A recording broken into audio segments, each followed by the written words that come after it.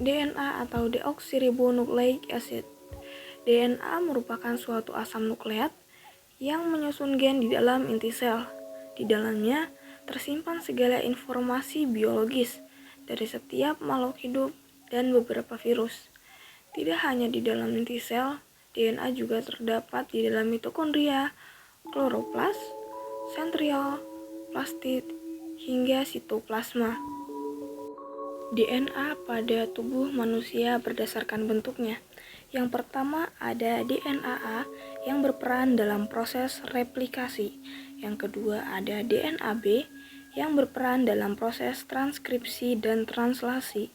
Dan yang terakhir ada DNA Z yang berperan dalam proses transkripsi. Selain itu, DNA yang ada dalam sel dapat dibagi menjadi dua, yaitu DNA autosomal dan DNA mitokondria. Perbedaannya adalah DNA autosomal berperan dalam pewarisan sifat dan berada pada inti sel, sedangkan DNA mitokondria berperan dalam proses metabolisme dalam mitokondria tersebut. Yang pertama, dua rantai heliks polinukleotida melingkar mengelilingi satu sumbu. Kedua rantai memiliki arah yang berlawanan.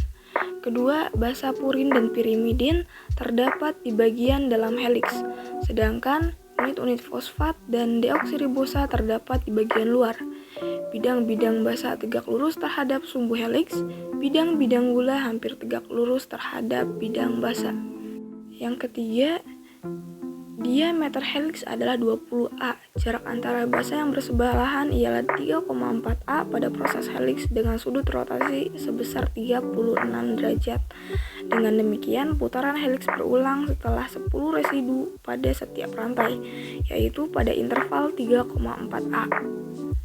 Yang keempat, kedua rantai saling berhubungan melalui ikatan hidrogen antara pasangan-pasangan basa.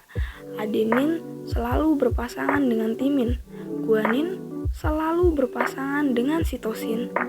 Urutan basa sepanjang rantai polinukleotida tidak dibatasi dengan cara apapun. Urutan yang tepat basa-basa ini mengandung informasi genetik.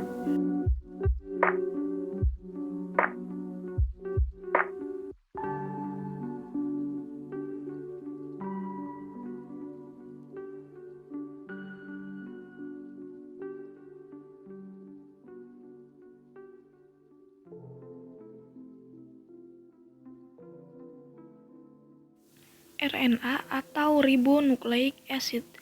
RNA adalah makromolekul polinukleotida berupa rantai tunggal atau ganda yang tidak berpilin seperti halnya DNA.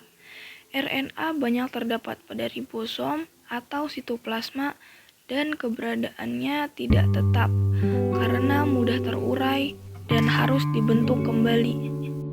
Pembentuk RNA yaitu adenin, guanin, sitonin, dan urasil. Adenin dan guanin merupakan basa nitrogen jenis purin, sedangkan sitosin, timin, dan urasil adalah derivat pirimidin.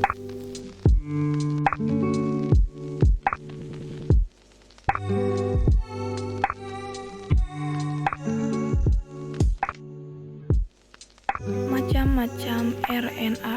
Yang pertama ada mRNA, yang kedua ada tRNA, dan yang ketiga ada rRNA.